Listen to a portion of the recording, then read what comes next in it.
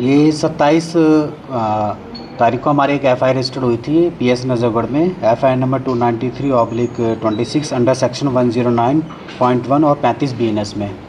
ये attempt to murder की FIR थी, जिसमें एक सीसीएल था जो 16 साल का था। उसने ये एलिगेशन लगाए थे कि एक 3 लोग आए थे जिसमें से एक आदमी ने उसके जो हेड था उस पर पिस्टल तानी और जो उसकी थाई और लेग पे थी, दूसरे आदमी ने उसकी स्टैप इंजरी करी इसमें।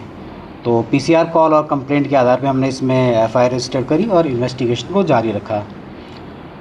तो फर्दर इंक्वायरी पे हमें इसमें 3 सस्पेक्ट प्राप्त हुए, जिसमें एक का नाम रोहित लांबा इलियास अमित है, सन ऑफ अजीत सिंह है, जो धर्मपुरा नजरगढ़ का रहने वाला है और 35 साल का है।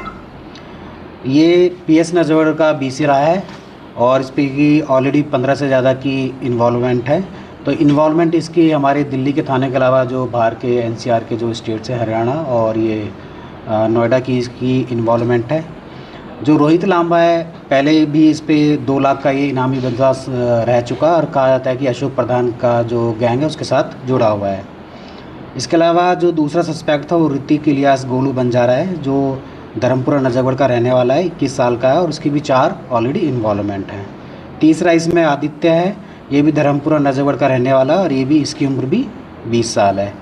तो इसमें हमने इन्वेस्टिगेशन को जारी रखा और जो हमारे एसीपी नजरगढ़ थे राजकुमार साहब, उनके सुपरविज़न में एसएचओ नजरगढ़ सहीराम मीणा और इंस्पेक्टर ब्रेवो हमारे ओम प्रकाश मीणा की टीम में एक टीम कंस्टिट्यूट की गई, जिसमें SI Deepak Sharma, SI Himanshu, SI Pankaj, head constable Hawa Singh, constable आशीष और कांस्टेबल रवि प्रकाश को किया गया।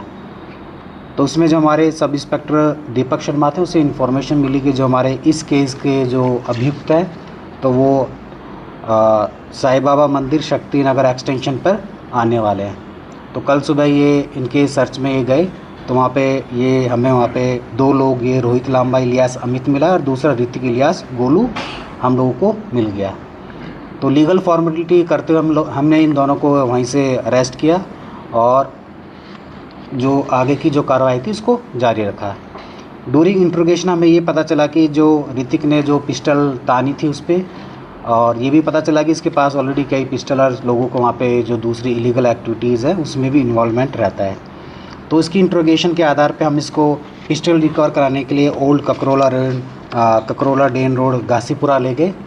तो वहाँ पे इसकी निशानदेही पे वहाँ पे जो झाड़ियाँ थी या पेड़ थे वहाँ पे इसको उसने इशारा किया, बट इसने मिसगाइड किया और अचानक इसने जो मौके का फ़ायदा उठाते वहाँ पे पिस्टल थी जो झाड़ियों में पड़ी थी उसको उठाया और जो पुलिस टीम थी उसकी तरफ तान दिया गया। तो हमारी जो टीम थी उसने कार्रवाई करते एक फर्स्ट राउंड हवा में फायर किया, इसको चेतावनी दी कि भी जो ये पिस्टल है आप उसको गिर दो और अपने आप को जो लीगल कस्टडी है उसमें कर दो। बट इसने ये बात नहीं मानी और जो ऐसा ही हमारा जो दीपक शर्मा था उसकी तरफ एक राउंड फायर किया, बट वो ऐसा ही दीपक शर्मा को ना लगते हुए साथ से साइड में से निकल गई, जिसमें दीपक शर्मा था जो था वो बाल इसमें बच गए। तो जवाबी कार्रवाई में उसमें अपने आप को सेल्फ डिफेंस में ऐसा ही दीपक शर्मा ने एक राउंड फायर किया, जो ये अभियुक्त था ऋतिक इलियास गोलू था, तो उसके जो राइट लेग थी उसमें जाके इसको गोली लगी। तो फिर इसको जो ये अभियुक्त था इसको वहाँ पे दोबारा काबू किया गया और इसको जो लीगल प्रोसीडिंग थी करते उसको हॉस्पिटल भेजा गया है इसमें। तो मौके से हमें एक illegal pistol with magazine recover हुई है, 4 लाइव कार्ट्रिज रिकवर हुए। इसके अलावा जो 3 एम्प्टी कार्ट्रिज थे जो इस एक्सचेंज और फायर में थे वो वहाँ से हमें रिकवर हुए।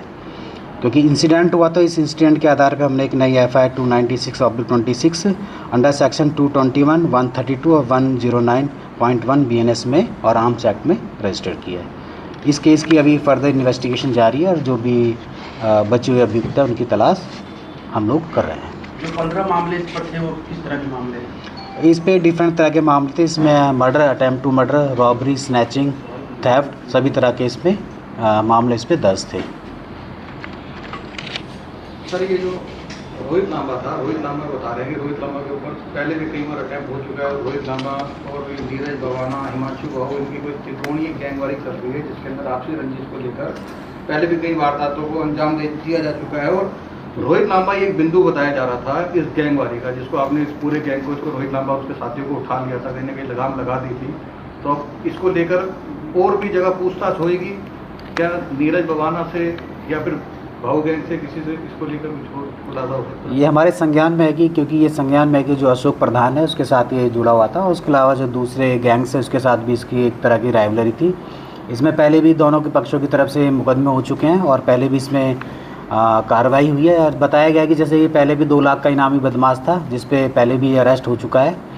और क्योंकि ये आशंका थी कि भाई ये दोबारा नरजगढ़ और उसके आसपास के जो एरिया है वहाँ पे दोबारा इनके बीच में कोई तरह की राइवलरी दोबारा स्टार्ट ना हो, तो इसी रोकने के लिए जो भी ये रोहित लांबा इस तरह के जो इसके एसोसिएट्स हैं उन लोगों की हम लोगों ने धरपकड़ स्टार्ट की है इसमें। सर, इस खबर को लेके हम ये मान लें कि ये जो गैंगवारी का एक नेक्सस चल रहा था, इनके आपस में रंजिश चल रही थी परिवार को लेकर, रोहित लांबा ने नीरज बवाना के मामा को मरवाने में मदद की थी, तो ये जो रंजिश चल रही थी इसको लेके कहीं ना कहीं लगाम लगी है। जो द्वारका, नजफगढ़, बाबरीदास, इस जगह कई सालों से इस चीज़ को लेके गैंगवारी की वो कवायद चलती आ रही थी। बिल्कुल, ये द्वारका डिस्ट्रिक्ट पुलिस का ये प्रयास है कि जो नरजगढ़ हो गया, बाबरीदास थाना हो गया, छावला है, तो इसमें जिस तरह की जो भी गैंगवार वाली चीज़ है वो उसमें बिल्कुल बंद हो और लोग शांतिपूर्ण तरीके से रह सके इसमें।